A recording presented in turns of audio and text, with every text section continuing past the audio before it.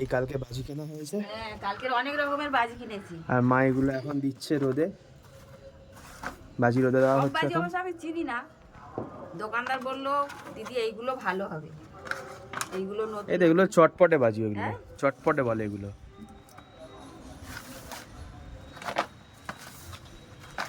করছি পরে, এগুলো আগে রোদ্দুরে দিয়ে নিই।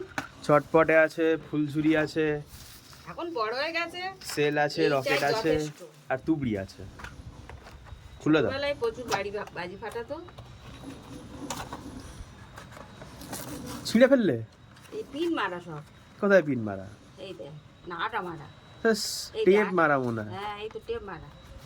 তো এবার কি হবে? ছিঁড়ে ফেললে রাখবে কি করে? ঠান্ডা হয়ে যাবে তো ব্যাস। প্লাস্টিক আছে, প্লাস্টিকে রাখবো।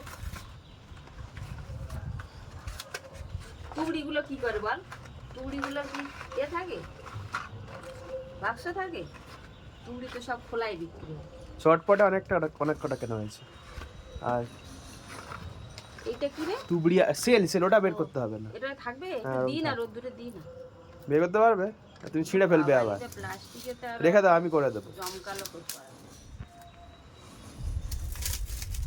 বেশি বাজি নেই, অল্প বাজি, 500 টাকার বাজি, 600 টাকার বাজি। এই যথেষ্ট। এখন অত বাজি ফাটানোর কি আর বয়স আছে? ছোটবেলায় অনেক ফাটিয়েছি।